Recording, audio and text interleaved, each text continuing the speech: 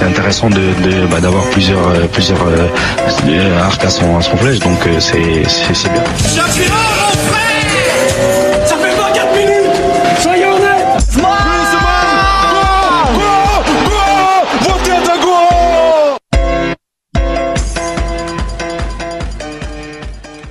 Bonjour, bonsoir à tous, bon appétit à tous, bon matin à tous, tout dépend de l'heure à laquelle vous nous écoutez. Évidemment, c'est un podcast, liberté de choix, c'est magnifique. Bienvenue donc pour Parlons Foot. Et oui, Parlons Foot, cette émission, j'allais dire hebdomadaire, mais elle n'est pas hebdomadaire, vous l'aurez remarqué, effectivement, il y a des petits sauts d'émission, et alors on va vous expliquer pourquoi il n'y a pas eu d'émission. Tout bêtement parce que Bibi, ici présent, Thomas à la présentation, n'avait pas envie. Non, plus sérieusement, il était imposé, il ne pouvait pas faire l'animation de Parlons Foot, donc bien malheureusement ça a dû sauter. Je suis désolé pour ça, excusez-nous.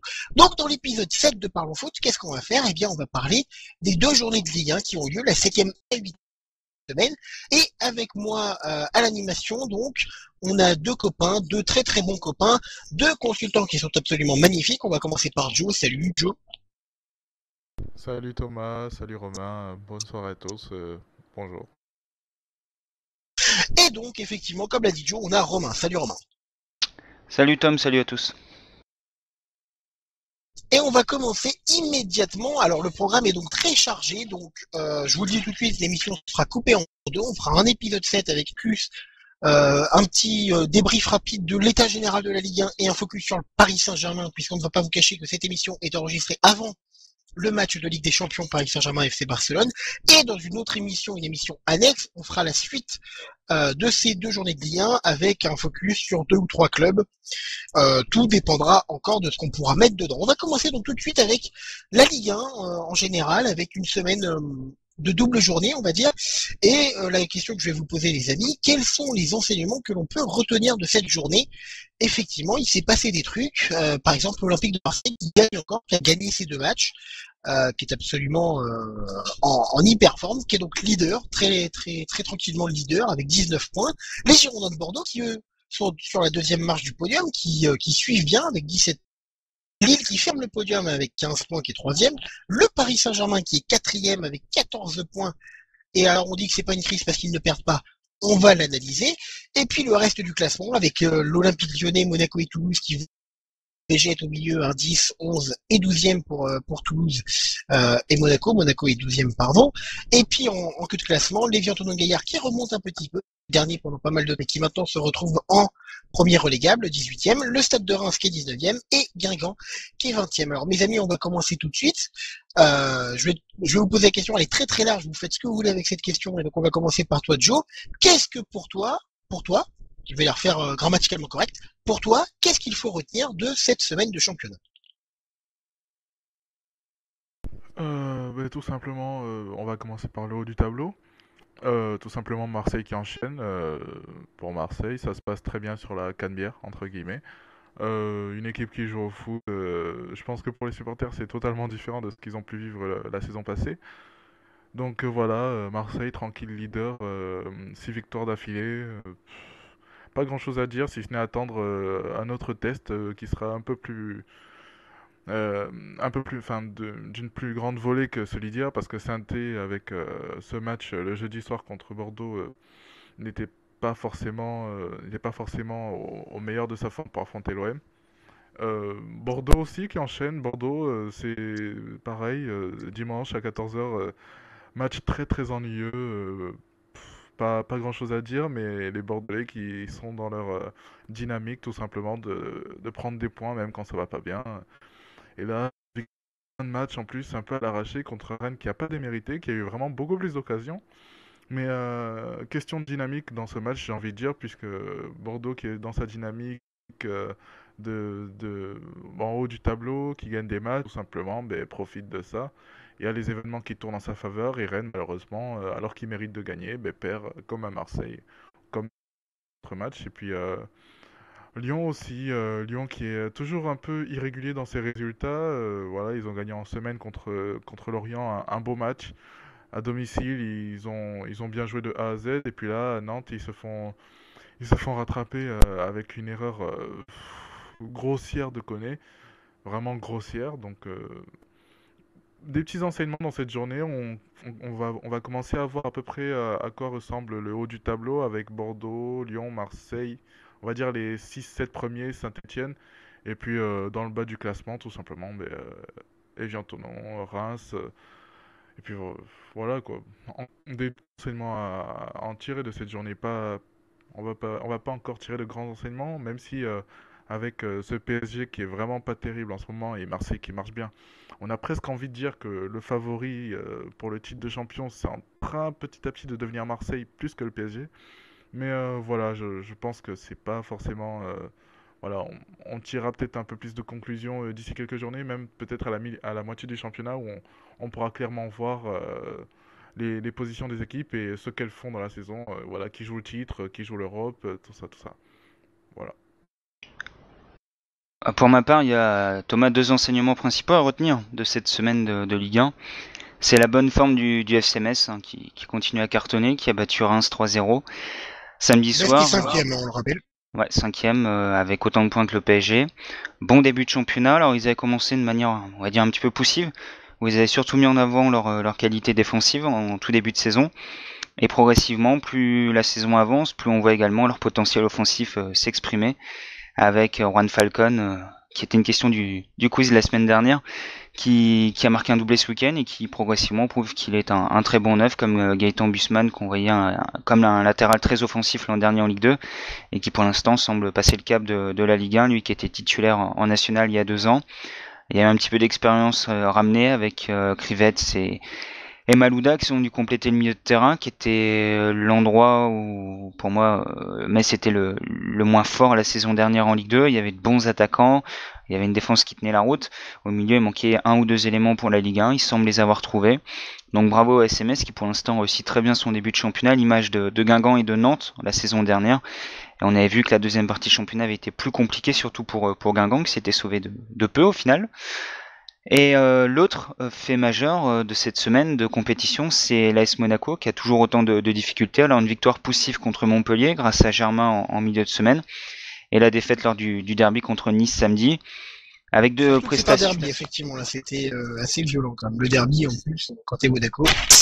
Déjà qu'ils ont été dominés dans les tribunes, on voyait sur le terrain, ils ont été incapables de l'emporter. Il y a 2 prestations totalement différentes de l'AS Monaco cette semaine. Plutôt concluant contre Montpellier avec de bonnes phases de jeu, des périodes où Monaco était vraiment très bien et c'est le Monaco qui semble monter en puissance et un Monaco totalement à mort. Et presque rassurant d'ailleurs, on a envie de dire, parce qu'on voyait un schéma de jeu que Jardim avait envie de mettre en place. On se disait tiens, il a peut-être trouvé son idée, son 11, pourquoi pas partir comme ça, et puis finalement on a Nice derrière qui les emmerde et qui l'emporte sur un coup franc qui aurait jamais dû rentrer, avec un mur mal placé, avec un Subasic un peu court. Bref, ce but est autant pour Eduardo que pour la défense et le gardien monégasque. Et donc je le disais, une prestation plutôt, on va dire, concluante contre Montpellier, où il y avait eu du mieux et on sentait un Monaco qui monte en puissance. Et le soufflet a gonflé, mais il est totalement retombé ce week-end contre Nice, lors du premier match de cette 8e journée, où Monaco était absent dans le jeu, où les joueurs qu'on attend comme des joueurs clés, on peut penser à Moutinho, on peut penser à Berbatov, n'ont pas été à la hauteur. Et on sentait vraiment que d'action collective, un petit peu à l'image du PSG handball, qui lors de sa défaite contre Saint-Raphaël était passé à côté collectivement parlant. Et ben là, c'est pareil, on n'avait pas vraiment une vraie expression collective de l'AS Monaco sur cette rencontre. Et face à un OGC Nice qui a pressé au haut, qui a marqué rapidement, qui a joué en bloc, avec des lignes resserrées, Monaco n'a pas su faire la différence, même si sur le papier, cette équipe était supérieure à celle de Nice. Nice qui, pour sa part, fait un début de championnat bizarre, on va dire. 8e actuellement avec 13 points. C'est pas catastrophique, mais un petit peu à l'image de Montpellier. On n'est pas emballé non plus. Différence de but négative. Ils ont pris des petites fessées. Ils ont jamais impressionné lorsqu'ils l'ont emporté, mais pour l'instant, ils ont déjà pris 13 points en 8 matchs. Et comme en Ligue 1, à l'image du LOSC qui est sur le podium aujourd'hui, on s'arrête uniquement au plan comptable. Eh ben on peut dire que le début de saison de Nice est réussi. Si on creuse un petit peu plus, on peut se dire que c'est guère d'être rassurant et que ça prouve que le niveau de cette Ligue 1 est extrêmement moyen. Effectivement, la Ligue 1 de plus en plus moyenne. Ça me déçoit parce qu'aucun de vous n'a voulu parler de la queue de classement avec Evian qui Lorient, surtout. Je peux te rajouter un mot si tu veux. Eh bien, vas-y, rajoute-nous un mot sur Lorient, si possible d'ailleurs. Voilà, j'allais plutôt, pour symboliser ce qu'on disait sur le niveau de la Ligue 1, te parler de l'excellentissime match entre Lens et Caen, hier en fin d'après-midi. Eh bien, vas-y, fais-toi plaisir, je savais que tu voulais en parler. Peut-être que Lorient a pas été bon contre Evian justement samedi soir dans le cadre du multiplex, avec une défaite à domicile contre Evian, la deuxième victoire d'affilée pour Evian après la victoire en semaine contre Lens. Lorient qui prouve ses difficultés à marquer des buts avec les départs d'Aboubacar et Jérémy Aliadière. Je crois que c'est la pire attaque du championnat. Ils ont dû marquer sur 2 ou 3 rencontres. Il y a le 4-0 contre Guingamp et le reste, je crois qu'ils ont mis 2 buts lors des 7 autres matchs, nos amis lorientais. Ils sont à 2 buts de plus seulement de Guingamp. Ils sont à 6 buts. Ouais, c'est ça, 4 contre Guingamp et après 2 buts en 7 matchs. C'est alarmiste, c'est le cas de le dire. Et dans le même genre, on a eu la magnifique rencontre entre Lens et Caen, donc à 17h dimanche. Une rencontre où Caen, si je me trompe pas, a pas cadré un seul tir, ou en tout cas a pas mis une seule fois en danger le gardien. Il y a un tir cadré, voilà. Dans la rencontre, en tout, il y a 3 tirs cadrés, 2 du côté lensois, 1 du côté canet. Un niveau technique proche du néant. J'ai l'impression de voir un match de DH. Pour avoir été voir un match de national en début de mois, j'ai eu l'impression d'avoir 2 équipes qui étaient si supérieures. Si t'as vu un match de DH, tu dois avoir Luznac qui a la rage en ce moment quand même. Vous moquez pas du niveau DH, les gars, je joue en DH et franchement, il y a de très belles équipes. Ouais, bah ça peut pas être pire que ce qu'on a vu dimanche à Amiens. Franchement, ceux qui étaient devant leur télé, qui ont suivi la rencontre et qu'on pas zappé une seule fois, je pense qu'ils méritent une médaille, quelque chose, parce que là, on était vraiment, même en Ligue 2, la saison dernière, ces 2 équipes n'ont pas proposé des prestations Envoyons-leur la aussi médaille du ridicules. mérite. Même en Ligue 2, c'est dire. Et là, en Ligue 1, je pense que c'est le pire match des 2 équipes depuis le début du championnat. Et quand on est à 5 matchs sans victoire, Lens 4, il n'y a pas grand monde qui gagne dans cette Ligue 1 au final, mais apparemment, beaucoup d'équipes sont contents. Donc, tout va bien. Je te rassure, il reste 30 matchs, donc ils ont de quoi faire des matchs encore plus mauvais. Hein, ils ont encore le temps. Effectivement. Alors, vous avez tous les deux parlé de 2 clubs qui étaient en milieu de classement. Vous avez parlé de Lyon et Monaco. Alors, pour Joe, lui, il voit Lyon repartir et je suis relativement d'accord avec toi. C'est vrai que, quand même, il faut le dire, potentiellement, si tout l'effectif est présent, ils ont l'un des meilleurs effectifs de Ligue 1. Ils ont l'un des top 3, pour moi. Enfin, c'est mon avis. Hein. Après, chacun pense ce qu'il veut. Et puis, on a Monaco, comme disait Romain, qui patauge un peu toujours, qui sait pas trop comment jouer, qui va faire un bon match, qui va faire un très mauvais match derrière. Et effectivement, ce sont 2 clubs qui sont le très bon. Je trouve que c'est une très bonne représentation de la Ligue 1. C'est vraiment le baromètre de la Ligue 1. C'est Lyon et Monaco, qui sont donc au milieu de classement parce que ils sont pas suffisamment bons pour être devant. Ils sont pas suffisamment mauvais pour être en bas. Ils sont juste au milieu parce que ils sont très inconstants. Et pour moi, c'est la parfaite représentation de cette Ligue 1. Je sais pas quel est ton avis, Joe, là-dessus. Pas plus Ligue 1 que ces 2 équipes-là sur le début de saison. C'est la parfaite représentation, sportivement, économiquement, hein, soi-disant on a de l'argent mais on est dans la merde. Et puis au niveau des résultats, pour moi, c'est le plus Ligue 1 qu'on puisse trouver. Lyon et Monaco Oui. Le plus trouvé, je sais pas. Je sais même pas si ça fait une belle image de la Ligue 1 quand même, parce que ces 2 équipes, elles sont vraiment mal en point en ce moment. Mais le plus Ligue 1, moi je dirais pas ces 2 équipes. Je trouve que Lyon déjà est pas trop Ligue 1. Et voilà, parce que, toujours un rebelle, déjà... pas possible. Non. Qu'est-ce que tu voulais dire? Lyon, c'est pas trop Ligue 1, je trouve. Ça s'appuie sur la formation et ça essaye de jouer au football. Ça, c'est des choses en Ligue 1. Il n'y a pas beaucoup d'équipes qui le font. Et après, Monaco, voilà, c'est une équipe qui était censée venir un peu comme Marseille cette année, hein, venir tout simplement bouger le PSG sur le long terme. Et voilà, on s'aperçoit que c'est 1 an plus tard, le projet, je sais pas où il est, je le cherche encore. Donc, franchement, je pense pas que ce soit les 2 représentations de la L1, sachant que l'un, c'est une équipe qui était censée avoir un très gros budget, et l'autre, c'est une équipe qui justement, essaie de faire des économies. Voilà, je crois même que Gourcuff a baissé son salaire, l'a divisé par je ne sais combien, donc voilà, c'est pas... 25% officiellement. Officiellement, voilà, donc je dirais pas que ce soit les meilleures images de la L1. Quoique théoriquement, officiellement, c'est véritable, hein, puisque c'est un côté. Normalement, ils sont censés être parfaitement transparents. Après, faut voir comment ça marche réellement. Ça ne m'étonnerait pas qu'il y ait des Non, petits mais cafouillages je pense là-dedans, que, quand même, hein. ouais, je pense que Ola c'est quand même quelqu'un d'assez intègre. Voilà, il fait plutôt du bon travail à Lyon depuis qu'il y est. Et voilà, je le vois pas comme un Bartomeu qui est dans les magouilles. Donc bon, je pense qu'on peut Tiens, laisser c'est confiance. bizarre. Toi, tu parles du Barça en mal. C'est étonnant, hein. Par rapport à cette discussion qu'on a eue en antenne, c'est bizarre que tu parles du Barça comme ça, toi. C'est Faudrait très peut-être... étrange, c'est très étrange. Ah, c'est bizarre, hein. Pour pas vous cacher, Joe est un sympathisant du Real Madrid, ce qui peut donner un petit indice par-ci, par-là. Romain, je sais pas si tu es disponible pour nous parler, puisque Romain est c'est un peu Dieu, Romain. Vous voyez, il s'en va quand il veut, il revient quand il veut, il dit ce qu'il veut, comme il veut, où il veut, quand il veut, à qui il veut.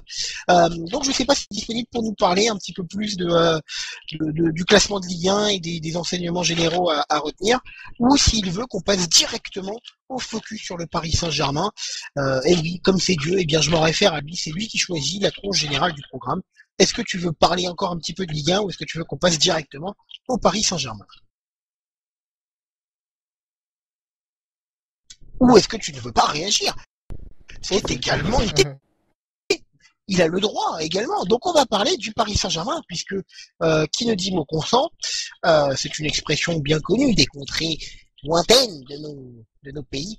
En tout cas voilà. Donc on va passer donc au Paris Saint-Germain avec un bilan ni négatif ni positif, mais plutôt alarmant, j'ai envie de dire, puisqu'il y a une victoire et un match nul face à Caen en milieu de semaine avec 2-0 but de Lucas et Marquinhos, et le match nul face à Toulouse avec le but de Ben Yedder avec une passe décisive absolument magnifique de Serge Aurier, je pense que vous l'avez tous vu, et l'égalisation de Jean-Christophe Baebek avec une passe décisive magnifique de Verratti, mais là il n'y a absolument pas d'ironie, elle est vraiment magnifique.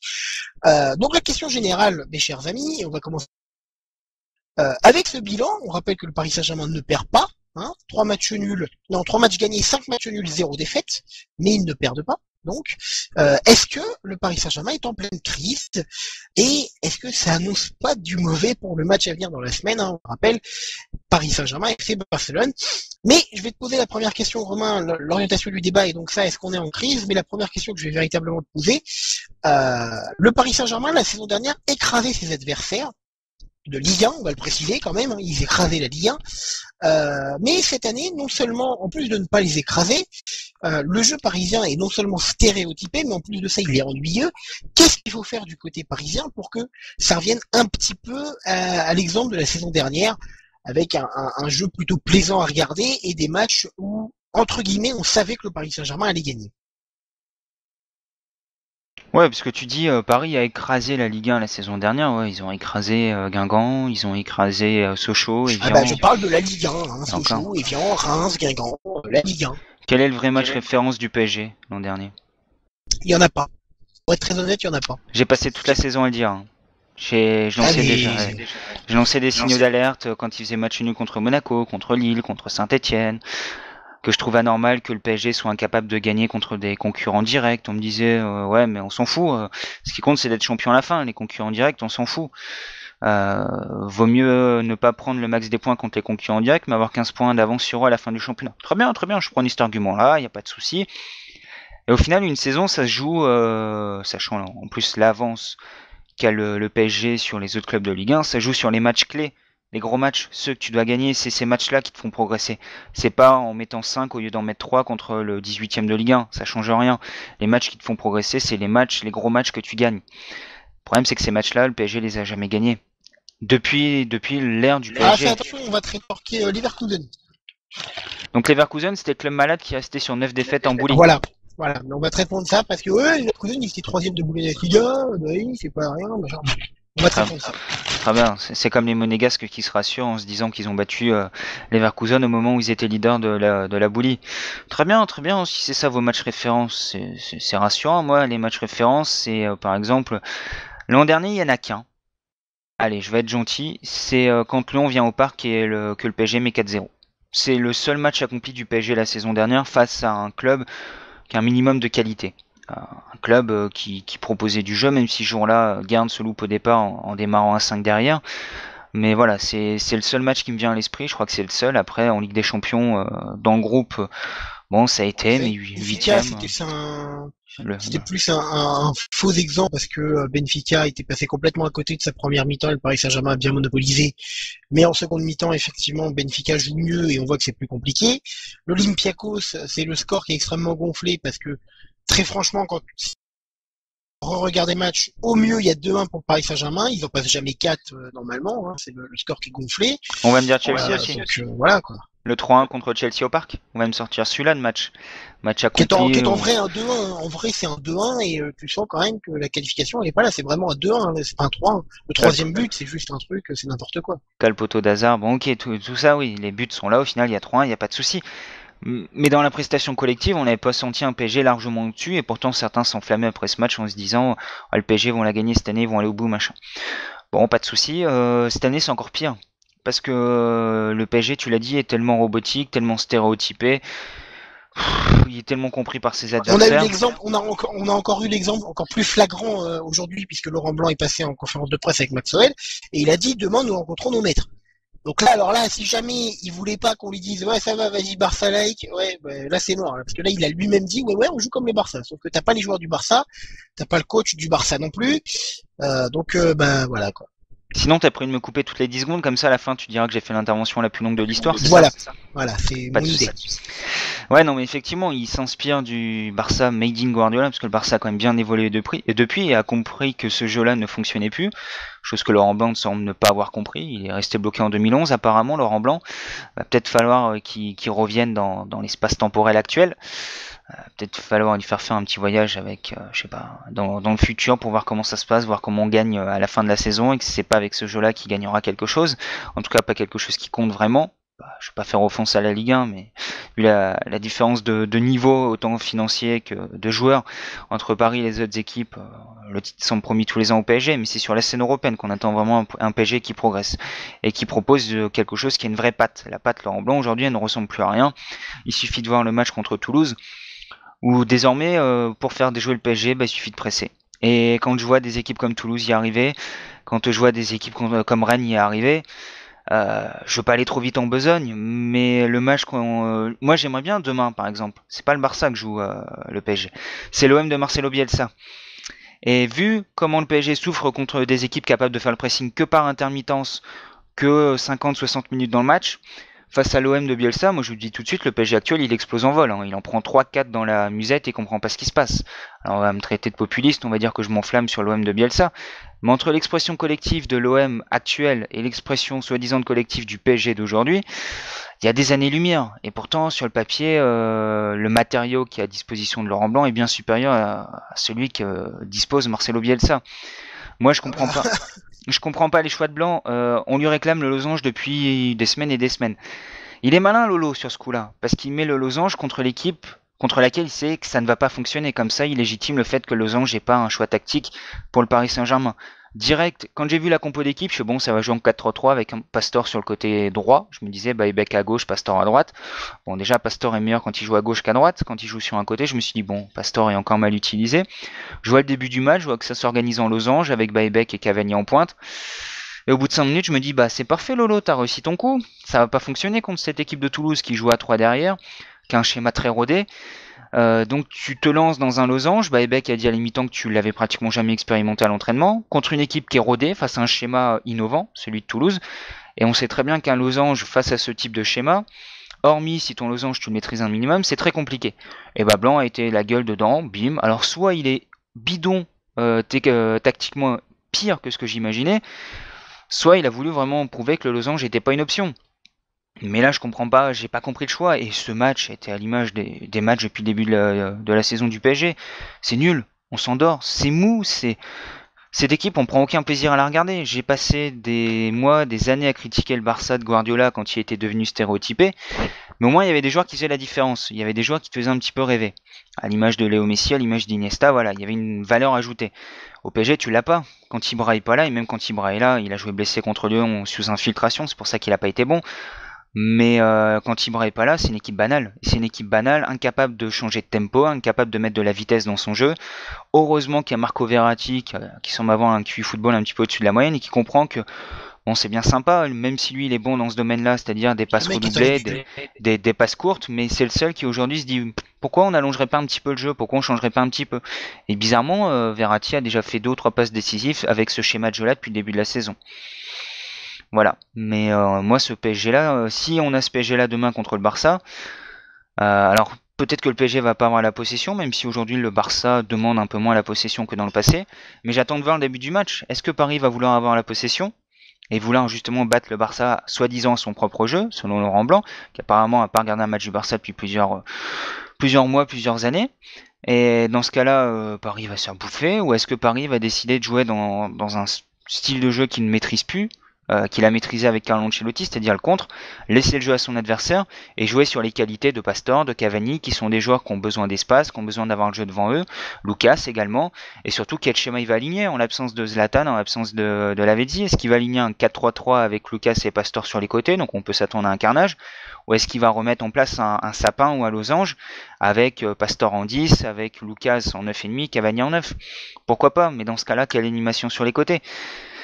On avait dit l'an dernier, Blanc il est sympa, il a son plan A, alors il l'a mis en place, c'était génial, tout le monde le suçait quand il a mis en place le trio Matuidi, Verratti, Mota. Voilà, carrément, tout le monde c'est- dessus, c'est carrément, toi, tu c'est- vas fort, hein, quand même. Hein. Non mais c'était génial, c'est Blanc il a innové, vous avez vu Carlos Sainz-Boob, il a jamais fait ça quand il était au PSG, bon, sans rappeler qu'il a pratiquement jamais eu Mota sous la main, lui. En tout cas, jamais eu Mota et Verratti ensemble sous la main. Blanc C'est ce qu'on arrive, disait avec Joe tout à l'heure. Blanc arrive, il met les trois, très bien. Mais c'est quoi son plan B? Si ça marche pas, il a quoi comme autre option derrière? Bah rien. Hormis se remettre à des exploits individuels d'Ibra. Alors en Ligue 1 ça passe, mais au haut niveau ça ne passera jamais. Et j'attends de voir demain à la fois avec un 4-3-3, avec un Matuidi qui est pas au top de sa forme, avec un Mota qui est carrément en dessous, et sans Ibra et sans Thiago Silva, bah, j'attends de voir la prestation du PSG. On peut s'attendre à un gros massacre demain. Eh ben dis donc, carrément, tout un dépositoire du côté de Romain. Joe, si tu veux réagir, et alors en même temps, je vais t'ouvrir vers un autre axe de réflexion. Ce qu'a souligné d'ailleurs Romain, c'est l'absence de Lavezzi, qui s'est blessé face à Caen, qui est sorti genre au bout de la 10e minute, un truc comme ça, talonnade, meurtrière. Ça fait beaucoup du côté du Paris Saint-Germain. Donc il a ouvert cette dimension-là. Bien entendu, je te laisserai rebondir sur ce qu'il a dit en général. Ça amène des J'aimerais sur aussi Thiago Silva contre Naples au final. la même chose effectivement. Et donc j'aimerais donc Joe, donc tu vas rebondir sur ce qu'a dit Romain, et j'aimerais aussi que tu me dises toi qui doit remplacer, il l'avait dit, dans le schéma de jeu du Paris Saint-Germain. Ben, je pense il va tout simplement changer. Il va mettre Lucas, Pastore et Cavani en pointe. Euh, je dirais qu'il n'a vraiment pas de solution de rechange parce que on le voit tout de suite. Quand Ibra est blessé, eh bien, les remplacements, ça fait 1 an et demi qu'il est au PSG. Les remplacements sont stéréotypés. Quand Lucas joue pas, ben, il rentre. Quand Lavezzi joue pas, il rentre. Quand Menez jouait pas, ben, il rentrait. Donc, on voyait pas du coaching en blanc parce que peut-être parce qu'il n'a pas les capacités requises, mais aussi peut-être parce qu'il n'a pas de solution de rechange. Il n'a pas un super sub. Il n'a pas forcément d'autres options tactiques à sa disposition. Donc, bah, ça fait que demain, ça dépend comment il voudra jouer, peut-être avec le losange, en mettant Pastor en 10 dans le poste où je pense vraiment que s'il met dans ce poste, avec la défense du Barça, il peut poser des problèmes à la défense du Barça parce que malgré tout, je le maintiens, vu les matchs, quand même deux trois trucs à faire défensivement, sachant qu'en plus c'est une équipe qui joue, donc les mecs comme Dani Alves et Jordi Alba, c'est pas des défenseurs, c'est des ailiers. Donc il y a vraiment quelque chose à faire si même en l'absence d'Ibra, s'il arrive ben, tout simplement mettre ce losange, Pastor en 10 et un Cavani qui je sais pas, renaîtrait ce match-là et un Lucas qui se mettra à faire les bons choix, on en parlait hors antenne. Et je pense ils peuvent peut-être perdre deux buts d'écart. Sinon, s'il part dans la configuration dans laquelle il est avec Baebek, euh, il y aura, il y aura pas de match. Hein. Je ne sais pas si certains ont prévu d'allumer la Ah, télé. Jean-Christophe Baebek. Il y aura un Atlético Juventus à côté. Donc, pour ceux qui voudront du suspense, ben, il faut tout simplement qu'ils changent de chaîne. Parce que bon, je vois vraiment pas le PSG rivaliser dans sa forme actuelle avec le Barça. Surtout qu'en plus. Laurent Blanc n'est pas un coach qui va faire que son équipe se sublime pour une soirée de Ligue des Champions. Il y en a beaucoup dans les pays étrangers, je pense à Simeone, à Jürgen Klopp, qui, même si leur équipe n'est pas bien, je sais pas comment ils font, mais leur équipe sur un match Ligue des Champions, un grand match, les mecs, on les a tous retrouvés au top niveau. Donc Laurent Blanc, je pense qu'il sait pas faire ça. Et dans la forme actuelle, je pense tout simplement que je suis d'accord avec Romain. Je pense que le PSG demain, en plus au parc, peut se prendre une raclée s'il réagit pas. Donc bon, on attend de voir.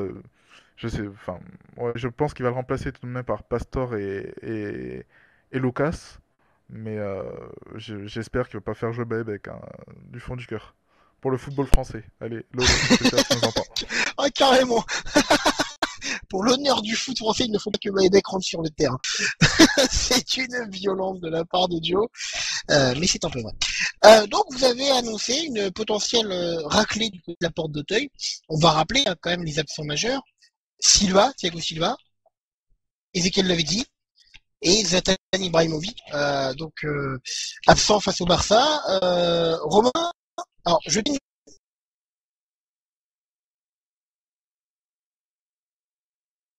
qui était là, est-ce que pour toi le PSG aurait eu une chance? Si on part du principe qu'ils vont prendre une rouste demain, bien entendu. Et si tu veux réagir à ma question aussi. Salut, c'est Romain. Alors, je pense que le PSG... Non, je rigole. Je prends la place, du coup? Bah oui, on va pas laisser, on va pas laisser attendre. Non, mais, non, mais je pense que dans tous les cas, le PSG... euh, le PSG est tout simplement une équipe qui a du mal contre les grandes équipes. Et je suis désolé de dire ça, mais je pense que c'est en grande partie à cause de son coach. Parce qu'il y a quand même les joueurs pour faire quelque chose, mais on l'a vu, comme a dit Romain précédemment, la saison dernière, contre Lille, contre Saint-Étienne, contre Monaco, ils ne font que des matchs nuls. Ils ne gagnent pas un gros match. Alors oui, le match de Chelsea, 3-1, oui, certes. Mais le PSG a vraiment un souci. En fait, il n'arrive pas, comme j'ai dit juste avant, il n'arrive pas à se sublimer, il n'arrive pas à, à- à devenir encore plus fort qu'ils le sont pour un grand match comme contre le Barça, où là, normalement, si on veut battre le Barça, en général, il faut vraiment être en général, il faut être à 200%, il ne faut pas être à 100%. Et là, actuellement, le PSG est pas dans une bonne forme, tout simplement. Et je pense que même avec les trois joueurs, ça aurait peut-être fait un match nul. Mais j'aurais jamais. Enfin, le PSG, je les vois pas battre le Barça, même avec Ibra, même avec Thiago Silva derrière. Je les vois pas battre le Barça. C'est une équipe qui a vraiment du mal dès qu'on leur impose un bon pressing et tout simplement dès qu'ils rencontrent une belle équipe en face d'eux, hein. Voilà. Effectivement, on l'a dit, hein, aucun match référence du de blanc, donc ça va être compliqué. Peut-être que celui-là, peut-être, hein, on sait jamais. On sait jamais ce qui peut arriver dans le foot. Imaginez un peu Châteaubrand, 77e, il marque à la 84e. Hallucinant, on sait jamais ce qui peut se passer. Sur une passe de Baebek. Après une relance de Mamadou Sakho. Oh là là, ce serait magnifique. Oh là là, quel kiff.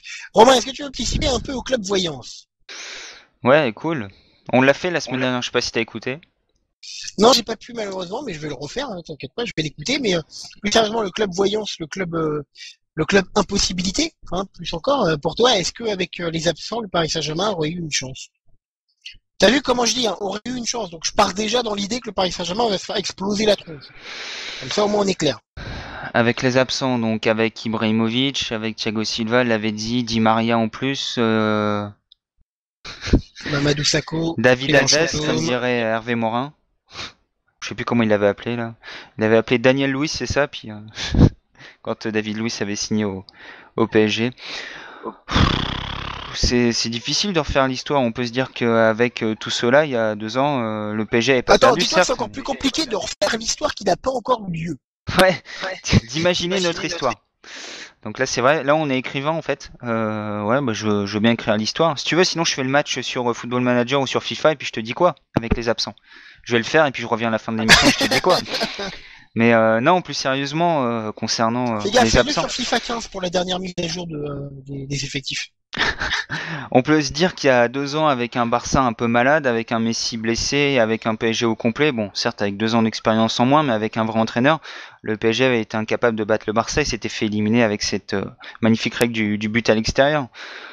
Donc franchement, j'en sais rien. En plus, vu l'état de forme actuel des deux équipes, même avec Ibra et Thiago Silva, le Barça me semble tellement bien en ce moment qu'on rappelle qu'ils ont toujours pas pris un seul but. C'est la seule équipe européenne.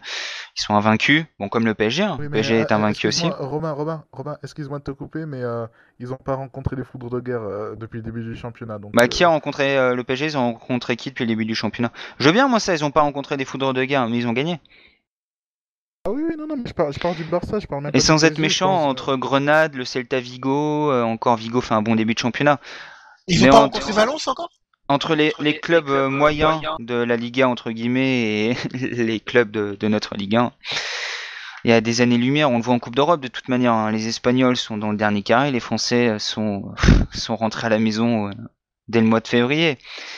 La différence, elle est là. C'est que les adversaires sont pas les mêmes. Alors on va me ressortir la même connerie habituelle. Ouais, mais à l'étranger, ils ferment pas le jeu. En France, on met le bus, machin. Bah, même les derniers adversaires du PSG, ils ont même plus besoin de mettre le bus. Hein. Même sans mettre le bus, ils récoltent un point. Donc, Ah bah non, ils viennent et puis c'est bon. Hein. Ils font acte de présence, ils signent l'affiche et puis voilà, ils ont leur point. C'est la magie du Paris Saint-Germain actuel. Comme quoi Paris est magique. ouais, c'est Tu ça. viens face à eux, tu joues un match et tu gagnes des points. Regarde Evian. Même contre Evian, Paris a perdu des points. Sinon, tout va bien. Paris, ils sont vaincus. Et oui, comme on dit, hein, le Paris Saint-Germain n'a pas perdu, donc le Paris Saint-Germain n'est pas en crise, contrairement Et ça, à c'est ce la, qu'on dit. Et attends. c'est l'excellente mentalité Ligue 1. Il vaut mieux 2 matchs nuls qu'une victoire et une défaite. Ouais, sauf que sur le plan comptable, Les 2 gars. matchs nuls, ça fait 2 points. Une victoire et une défaite, ça fait 3 points. Et les gars, vous avez plus entendu parler de la crise de novembre depuis un moment, non? Ouais, mais là, on Elle est va en pas septembre. ressortir? Ouais, mais elle va ressortir cette crise, puisque je pense qu'en novembre, je ne les vois pas, sauf si il y a un miracle, En je les novembre, vois ils pas seront ressortir 15e comme de ça. Ligue 1, normal, ils vont galérer pour leur maintien. Bah, en novembre, il y aura Retour en Leonardo 2008. déjà. Donc, Ah oui, c'est vrai. Ah, il y aura Leonardo. tu veux qu'il prenne qui s'il dégage blanc? Ah, j'en sais rien. Ah, bah moi, vous le savez, hein, je rêve de Jürgen Klopp. Mais bon. Hmm. Mais bon. Arrête de fumer. Il faut que j'arrête, faut que je me calme. Mais tu sais, Jürgen Klopp serait pas un bon coach pour le PSG. Ah, allons bon, n'importe quoi. Ah, si t'enlèves Ibra, si, il a les joueurs faits pour jouer dans sa philosophie de jeu. Oui, mais dans sa philosophie de jeu, il veut aussi faire monter les jeunes. Le PSG, c'est plus un club où on cherche des hommes, entre guillemets, des gens qui ont quand même... enfin, Attends, t'imagines je le sais pied pas. de nez magnifique. Kingsley Coman se barre, Adrien Rabiot veut se barrer et tu ramènes Jürgen Klopp qui va faire le centre de formation. Ah, ce serait magnifique. Ce serait tellement beau.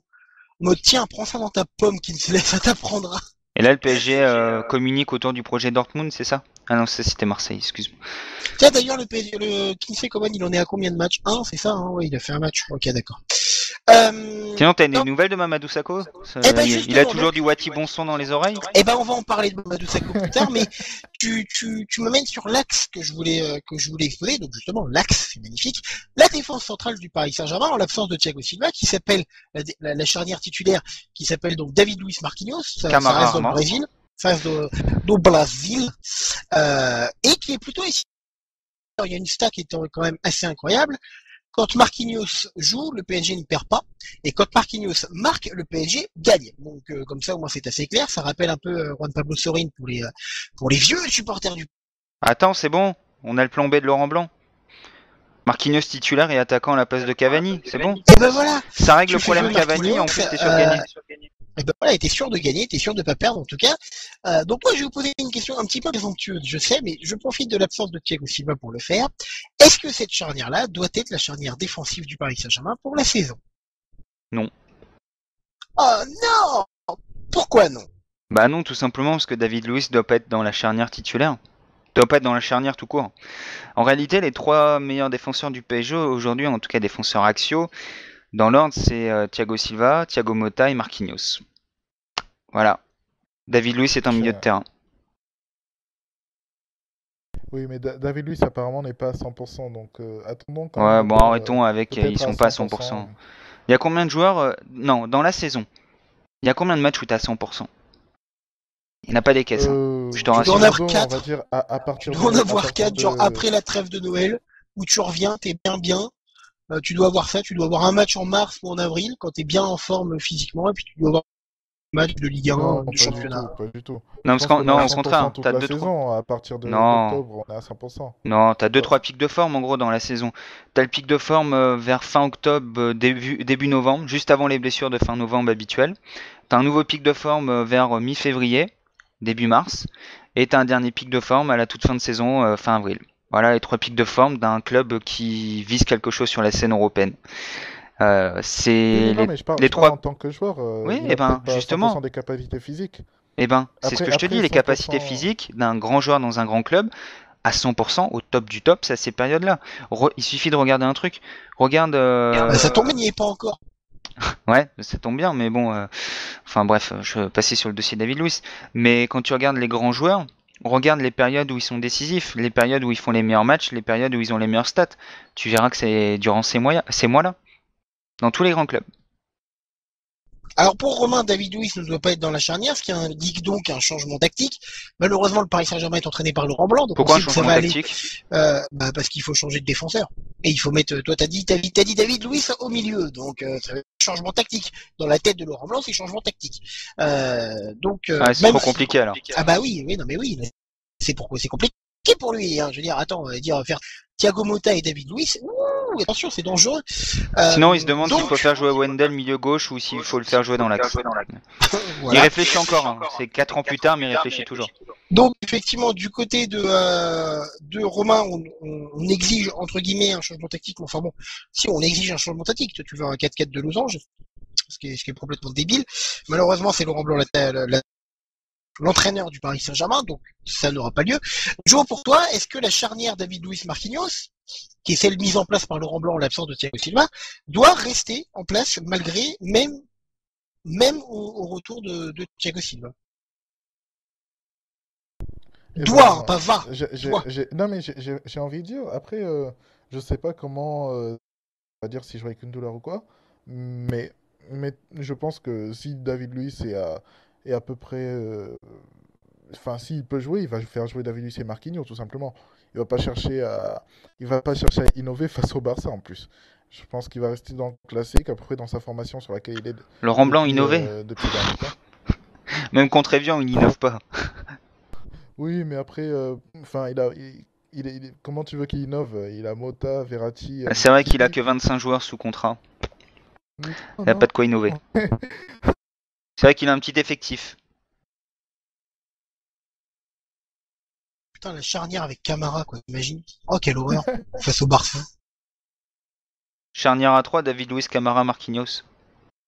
Aurier et Digne sur les côtés. Putain, alors là, c'est le massacre, hein. Oh la vache. Aurier et Digne sur les côtés, mais c'est fini, ça sert à rien d'y aller, hein. Tu dis merci. Cabaye Moi, Matuidi au en revoir. milieu de terrain. Pastore, Lucas, Cavani. Oh, Voilà. le massacre. Voilà.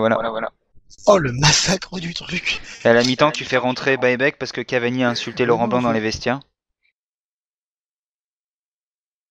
Donc, Joe, tu voulais finir ton idée. Je te laisse la finir avant qu'on passe au football étranger. Non, je pense que je l'avais bien fini en disant que Laurent Blanc n'allait pas innover. C'est une bonne phrase pour finir. Voilà. Non, très sérieusement, je pense que ça va être du Joe de la Marquinhos, palissade, David hein, Luiz. vous l'aurez compris, bien entendu, Laurent Blanc ne va pas innover. Merci pour cette évidence. Petit On le pléonasme. savait. Hein, voilà. Déjà, mettre innové et blanc dans la même phrase, c'est presque un sacrilège. Donc, imaginez. Sinon vous savez la cause de la mauvaise période de Laurent Blanc? C'est-à-dire la mauvaise période de Laurent Blanc. Bah pourquoi Laurent Blanc est plus fluide depuis quelque temps? Pourquoi ça passe plus? Pourquoi tout est contre lui? Pourquoi toutes les décisions qu'il prend sont négatives? Je sais pas, peut-être parce que Claude Makélélé n'est plus là. Ah non, parce qu'il a plus de touillette. C'était ça le secret de Laurent Blanc, c'était la fameuse touillette. Il a plus de touillette.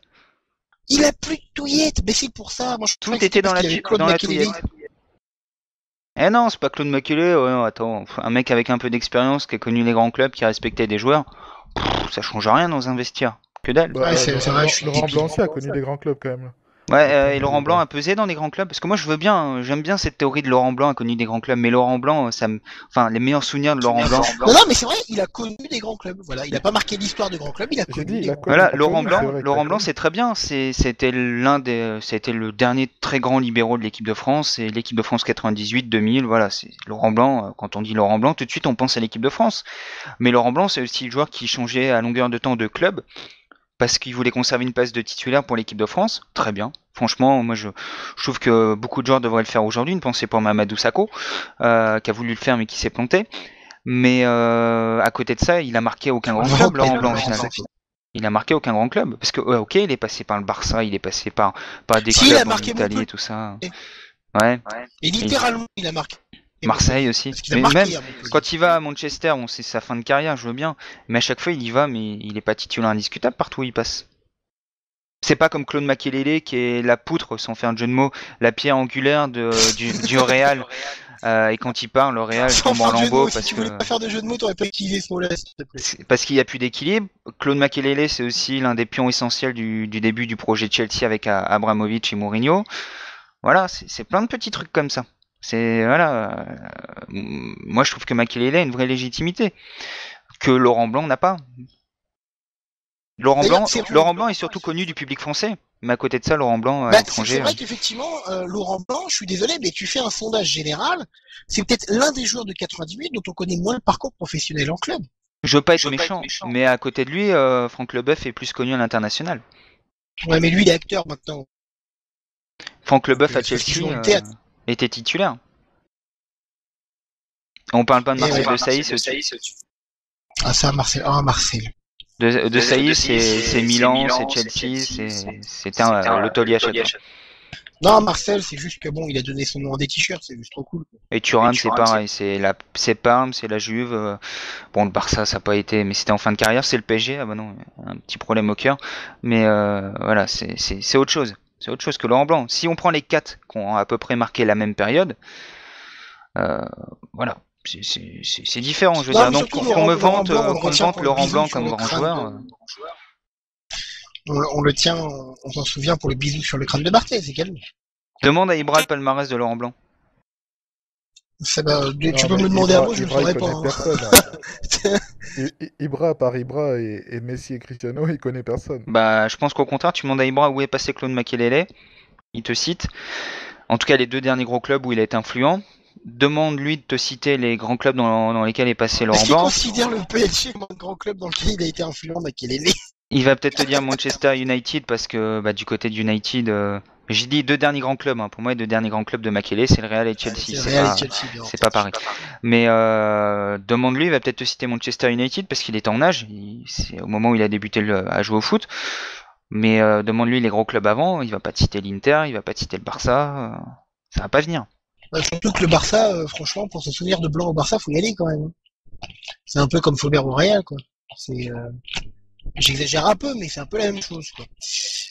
Donc tu nous as parlé on a parlé de Laurent Blanc et tu as fait un petit poke à Mamadou Sakho. Eh bien, on va le faire, on va y aller et on va passer à la rubrique du football étranger. Effectivement, on va passer au football étranger et on va donc s'intéresser à la première ligue avec le match Liverpool-Everton qui s'est soldé sur un match un partout d'ailleurs, match nul avec un très beau but de Steven Gerrard encore une fois. Mamadou Sakho qui n'était pas sur la feuille du match, qui a piqué une crise de nerfs, qui s'est barré comme un voleur. Comme un anglais. Et donc la question, elle est toute bête pour toi, Romain. Est-ce que c'en est fini de Mamadou Sakho à Anfield? Est-ce qu'il faut qu'il s'en aille? Tout bêtement. Parce que, on va quand même le dire, quand tu fais ça en Ligue 1, quand tu fais ça tout court, c'est pas bien, c'est vraiment pas bien. Mais entre guillemets en Ligue 1, c'est entre guillemets moins grave parce que il y a moins la distinction symbolique. C'est Liverpool quand même, tu ne peux pas faire Liverpool. Bon, je vais reprendre la parole parce que tu as été coupé, Thomas. Concernant Mamadou Sakho, j'ai te fait une comparaison très simple. On rappelle que Mamadou Sakho s'était plaint du comportement de Carlo Ancelotti à son égard. Il s'est plaint que Ancelotti faisait pas jouer les Français, que Thiago Silva avait raison, parce que Thiago Silva avait dit, on se rappelle lors d'une interview, qu'il préférait jouer avec Alex plutôt que Mamadou Sakho. Crime de lèse-majesté. J'ai pas envie de dire qu'Alex manque à la défense parisienne aujourd'hui, mais entre Alex et David Luiz, les 50 millions de différence, parce qu'Alex est parti libre, on les voit pas vraiment. On peut pas forcément dire que le PSG s'est renforcé aujourd'hui.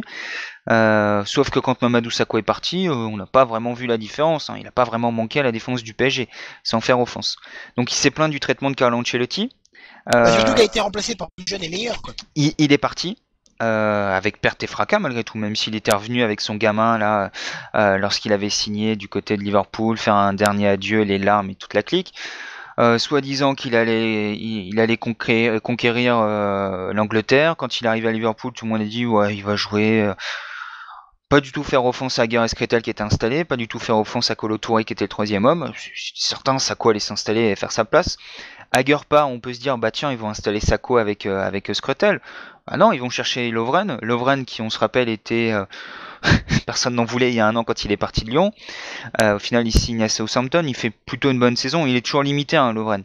Mais Sakho qui était parti pour 2 fois plus, que Lovren, c'est tout. Qui était parti il y a 2 fois plus que Lovren il y a un an, bah, au final il se retrouve derrière Lovren aujourd'hui à Liverpool. Tout va bien pour lui. Moi je te rappelle qu'en début de saison également il y a un certain coach italien qui a mis Tricard, également un défenseur français dans un grand club, qui lui a préféré Nacho sur certains matchs. C'est Carlo Ancelotti avec Raphaël Varane qui a pas débuté titulaire, qui joue actuellement parce que Pépé est blessé, suspendu comme d'hab. On sait que Pépé manque beaucoup de matchs durant l'année, mais il a rien dit. Il a été durant l'intersaison dans le bureau de Carlo pour juste savoir où ça en était. Il s'est pas épanché dans la presse sur son mal-être, soi-disant. Il a pas piqué de crise.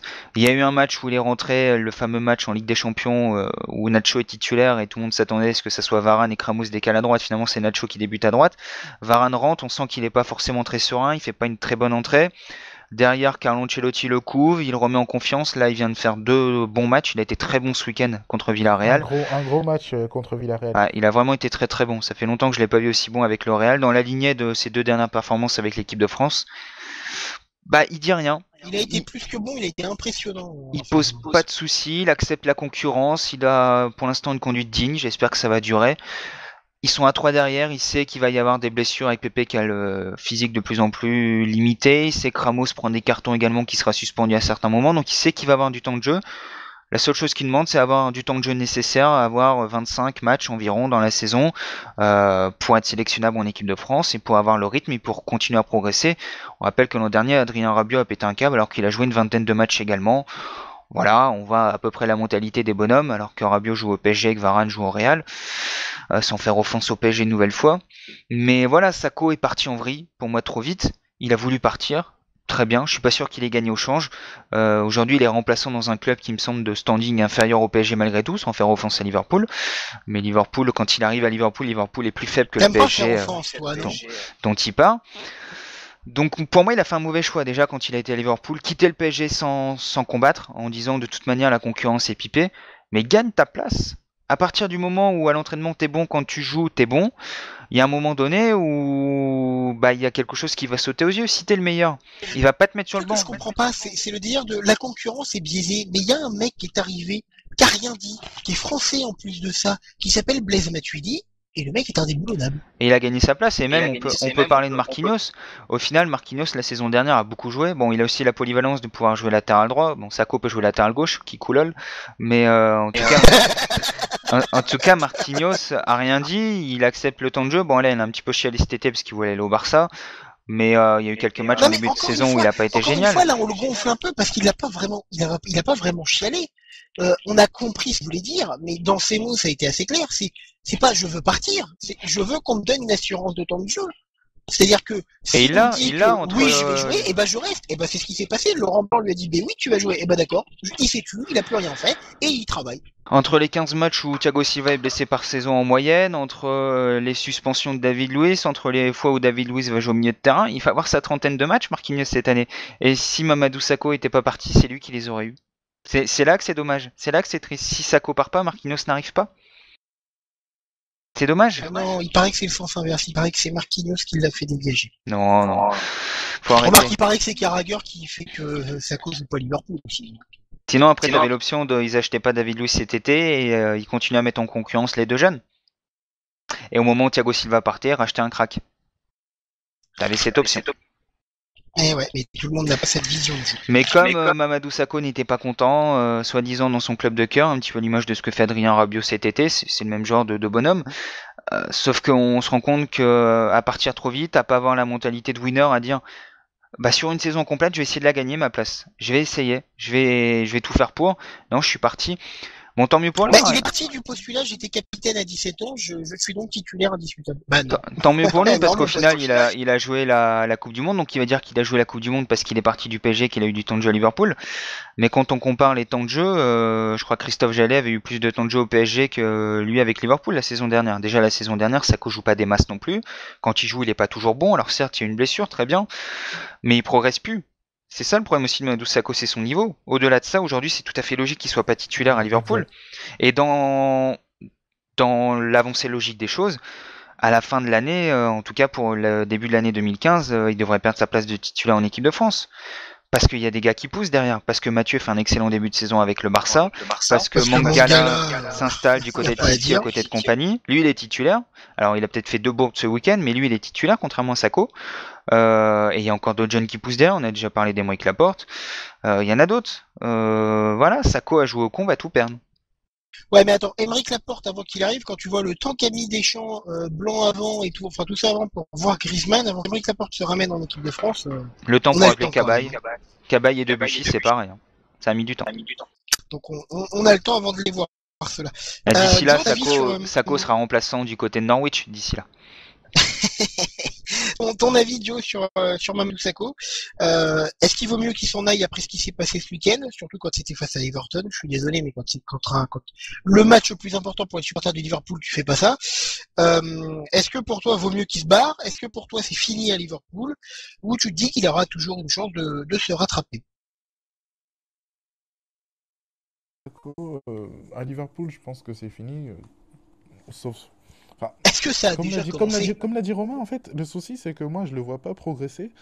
Et je trouve que techniquement, des fois, on a l'impression que le ballon, on lui brûle les pieds, quoi.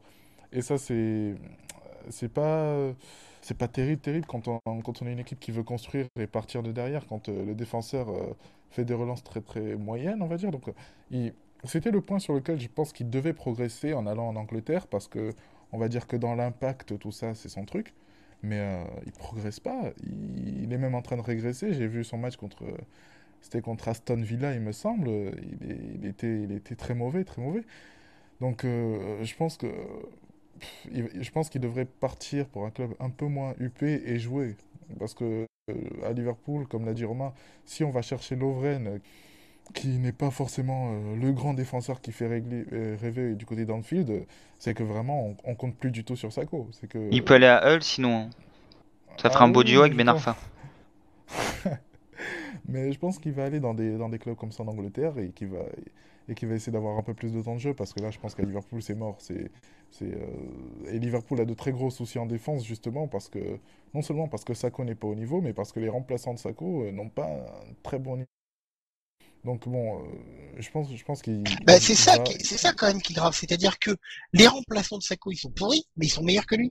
C'est ça qui est flippant, en fait. Oui, mais c'est pour ça que je suis d'accord avec Romain, dans le sens où il va très très vite de sa place en équipe de France. Hein, je pense que soit Jérémy Mathieu, soit bon... Je pense que Deschamps aime bien Koscielny, comme on l'appelle. Qui ça Koscielny. Il joue Koscielny.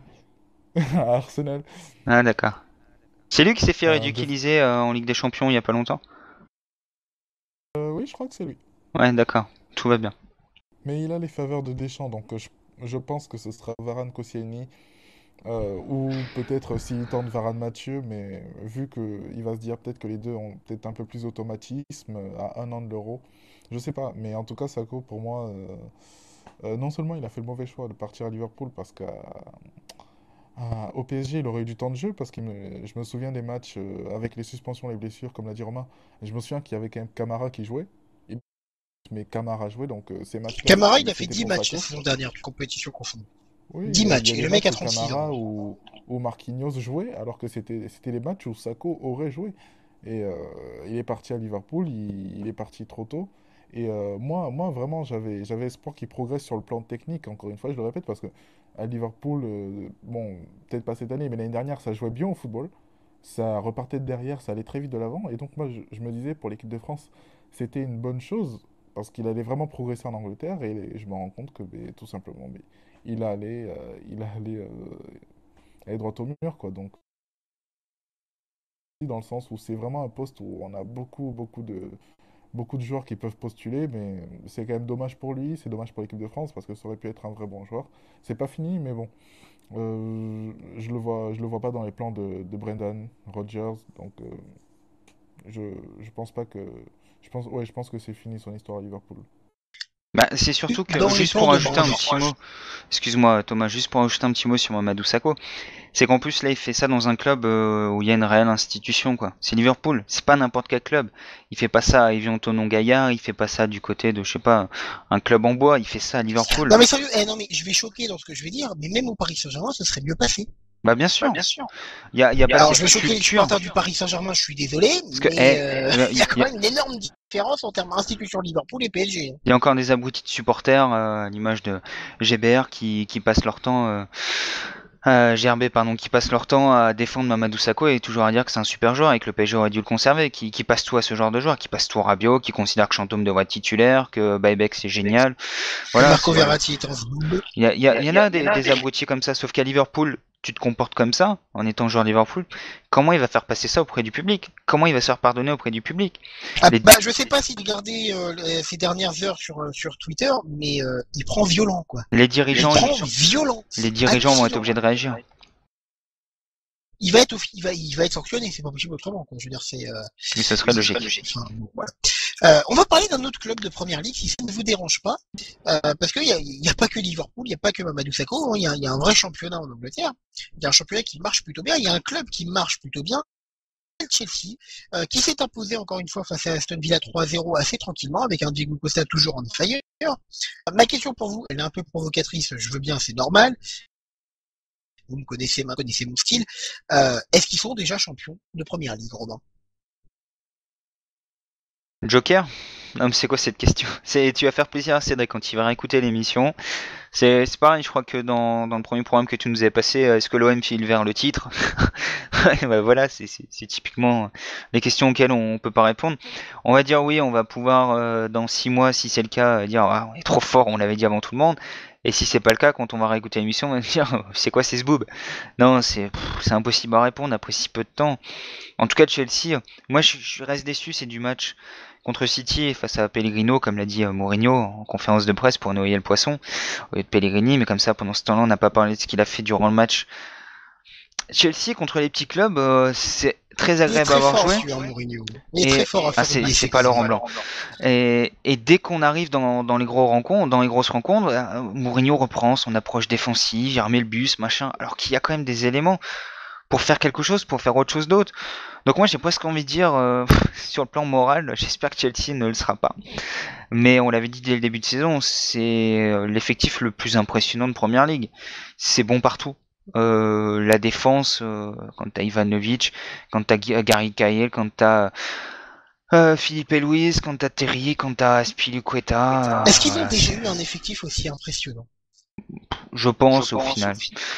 Parce que on va se retourner aujourd'hui, la grosse époque de Lampard Terry, quand les deux sont au top, quand il y a Drogba, voilà, il y a quand même eu des effectifs très très forts du côté de Chelsea. C'est difficile de comparer. J'ai presque envie de dire que c'est les titres en fin de saison qui te permettront de dire que si c'est plus fort ou non. C'est vrai, c'est vrai. Joe, toi là-dessus, est-ce que pour toi Chelsea est déjà champion ou non? Réponds pas à cette question, question, Joe. ouais.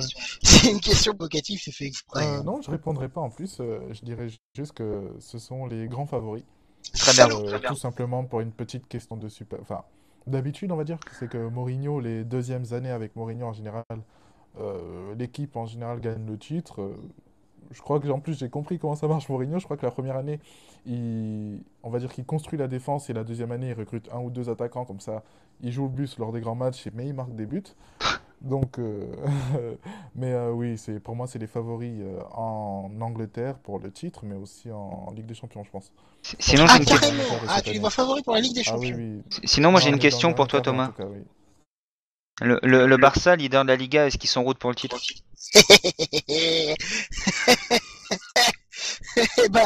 Tu sais quoi, on n'est pas loin de la vraie question du directeur de programme. Va falloir innover un jour. On va passer à la Liga BBVA comme on dit. Et donc on va mettre Barcelone-Grenade, hein, le Barça. Qu'est-ce qu'on aime bien dire ça? Le Barça qui atomise donc Grenade 6 ou 5-0, je sais plus. Pour la peine, je partirai juste après ce. Eh bien, tu partiras juste après ça. Juste après ça. Pour éviter de partir après cette question de merde. Quoique la question sur le Barça, elle est pas non plus géniale. Est-ce que c'est le retour du grand Barça romain? On a tout mis dans les questions. Hein. C'est franchement le rédacteur en chef, il est bon. J'ai pris une semaine de repos. Je reviens, je remets questions de merde. On me l'a fait comprendre, et ben voilà. Vous n'avez pas compris encore que c'est fait exprès. Je fais des questions pourries pour que vos réflexions soient sublimées. Mais ça, vous n'avez pas voulu le comprendre. Et ben c'est pas mon problème. Ton objectif dans ta vie, c'est de finir animateur de On refait le match, c'est ça? Pourquoi pas? T'es sur la bonne voie, je crois.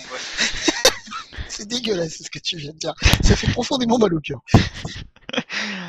Concernant le retour du Grand Barça, comme tu l'as écrit sur le conducteur que tu nous as envoyé, le Grand Barça, en tout cas un nouveau Barça, un Barça plus direct dans le jeu, un Barça où Messi a un rôle différent aujourd'hui.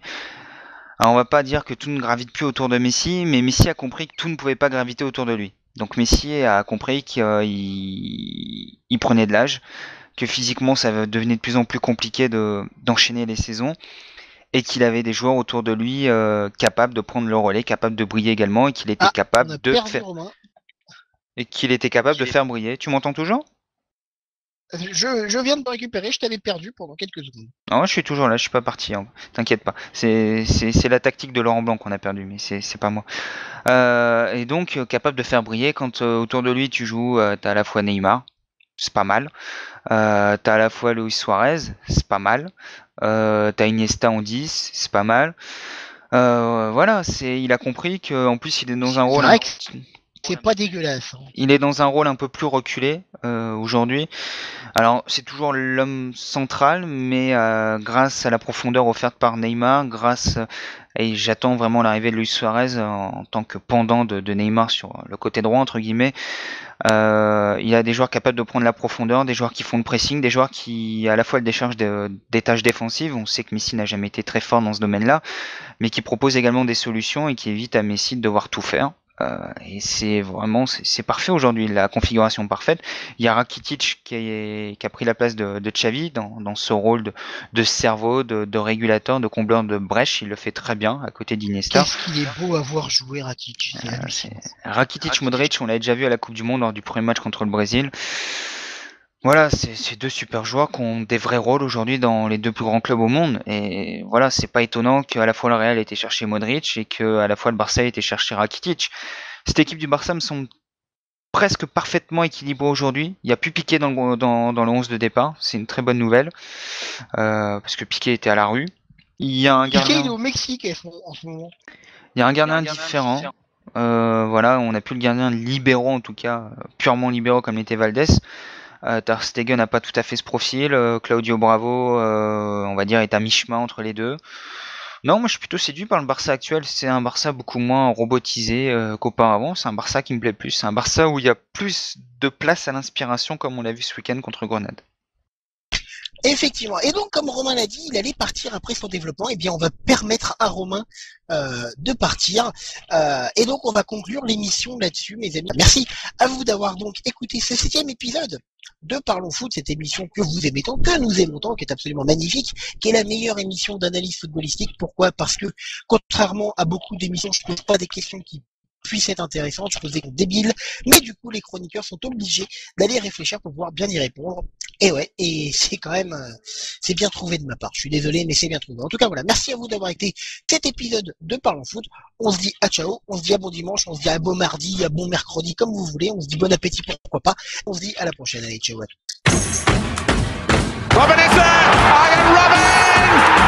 A surely won for Bayern Munich! C'est intéressant d'avoir plusieurs arcs à son flèche, donc c'est bien. Champion!